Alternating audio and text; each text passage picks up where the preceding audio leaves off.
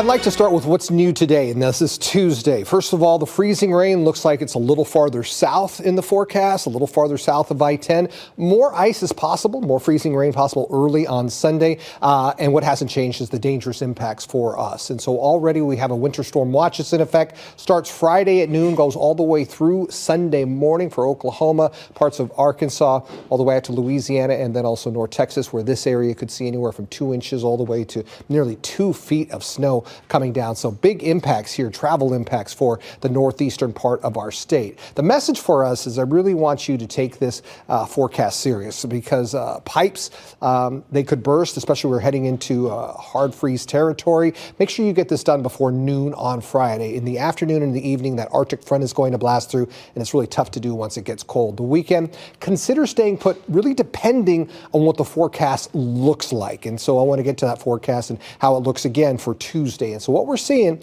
is fairly quiet weather for Thursday into the early part of the day Friday. We do have rain on Wednesday, but Friday night that front moves through. Look at the highs in the 40s, and I think we're going to reach this high early on Saturday. So the day will be plummeting into the 30s and the 20s for Sunday morning and Monday morning. So these 2 mornings most likely will see a hard freeze warning issued as temperatures get to 24 degrees or even possibly below, and we may have a tough time even getting above 32 degrees on Sunday. So some incredibly cold weather is headed our way. This is just a general kind of guidance of what we're going to see with temperatures and also precipitation. So Friday at 4 o'clock, 75 degrees, no problem, but you're seeing that Arctic front already moved temperatures in the 20s below freezing, and a little bit of freezing rain's already coming down Friday night at 10 o'clock. For us, we're still well above freezing, maybe a little light rain, more of a soaking rain along the coastline, but we're well above freezing. Overnight, those temperatures potentially go below freezing, and so what you're seeing is the freezing rain come down really from I-10 up to the north, a little more widespread. South of I-10, it's a little more hit and miss,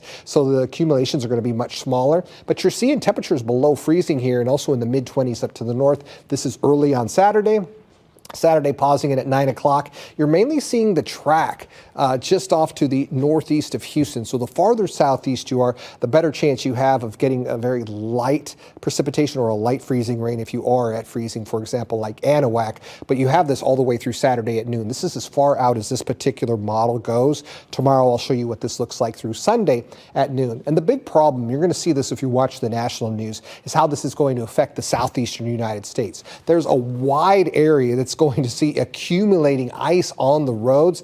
These are all of the freezing rain total forecasts. When you get this amount of freezing rain on the road, driving is going to be treacherous. You are going to see hundreds of accidents from this just because everything is going to be frozen over. We're right on the outer edge of this here in the Houston area. So when you look at totals all the way through Saturday at noon, and again, I haven't included Saturday afternoon or early Sunday, but you're seeing already an accumulation of more than 1/10 of an inch, for example, in Katy, and you've got a good 1/4 of an inch almost in some of our northern cities like Huntsville. And what freezing ice does is it weighs trees down, so branches will snap, and if they fall on power lines, isolated areas could lose power. Also, power lines themselves can freeze, and they can snap on their own if it's a little heavier and the weight is getting heavier, and you're seeing that for our northern cities. So again, that's what we're going to be watching for you. And so it's incredibly rare, by the way, to see ice in Houston.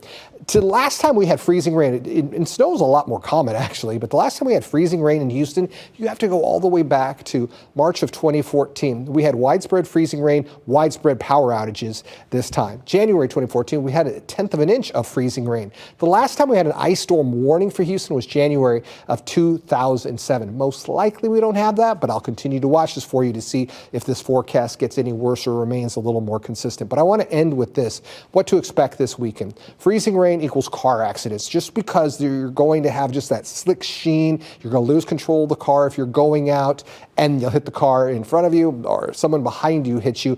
Bridges and overpasses freeze first, so those roads will have been closed, but before, if you're trying to get on that can be dangerous. Wind chills in the teens, so dangerous cold along with the hard freeze warning most likely we're going to see, and then power outages are possible. I don't think it's going to be widespread. I think ERCOT and also CenterPoint are prepared for the widespread. It's going to be more isolated again from trees snapping and also for the ice that can accumulate on power lines.